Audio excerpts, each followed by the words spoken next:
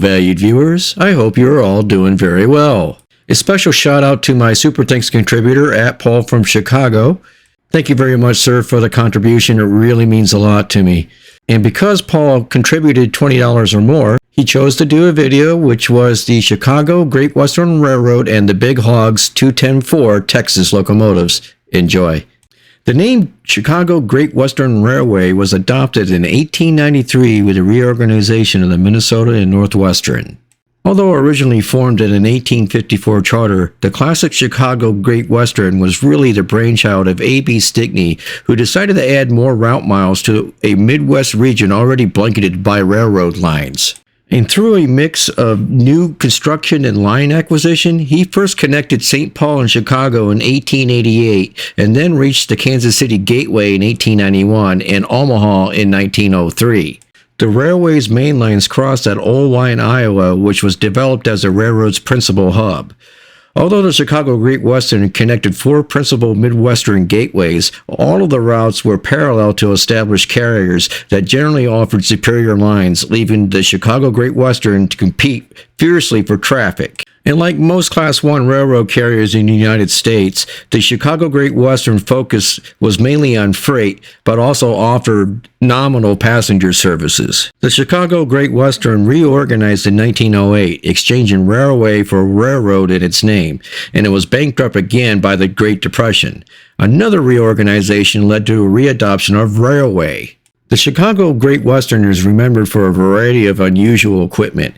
In 1910, its old line shops home-built some peculiar-looking 2662 Malays, while in the 1930s it was only one of a few Midwestern lines to adapt the 210-4 Texas, also nicknamed the Hogs. And these Hogs were to handle the heavy freight work. In a great effort to economize on passenger services, the Chicago Great Western acquired a variety of internal combustion rail cars, including aerodynamic McKean cars. In 1929, it rebuilt some McKeans into a multi-car self-propelled train that foreshadowed the articulated streamliners in the mid-1930s. The Chicago Great Western completed dieselization in 1950 and was bought by the Chicago Northwestern in 1968, with precious little of it surviving today. The Chicago Great Western's nickname was the Corn Belt Route, and the states it served was Illinois, Iowa, Kansas, Minnesota, and Missouri, and the major cities it served was Chicago, Des Moines, Kansas City, Minneapolis, St. Paul, and Omaha. The company rostered 237 steam locomotives and 139 diesel locomotives before being absorbed by the Chicago Northwestern. And today, all of its lines are now primarily operated by the Union Pacific Railroad. During the 1930s, the Chicago Great Western's philosophy, much to the chagrin of employees, was to run long trains less frequently than most railroads, and accordingly, they bought 36 large 210-4 Texas-type locomotives in 1930 and 1931 from Baldwin and Lima. These engines were huge by prairie standards. Extra heavy rail was installed for the new engines in heavier trains.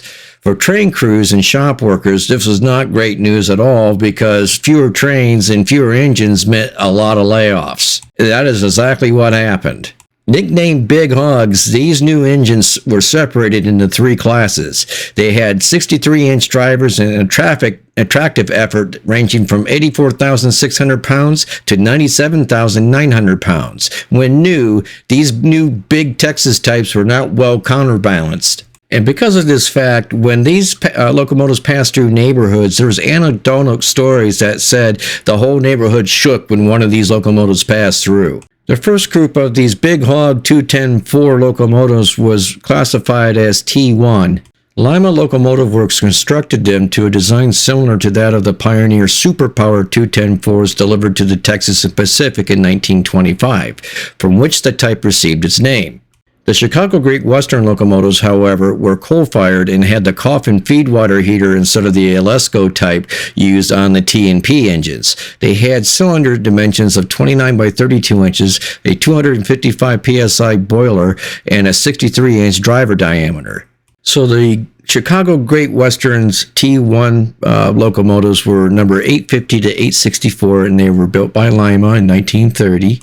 A follow-on class classified as the T2 was locomotive numbers 865 to 873 built by Baldwin starting in 1930.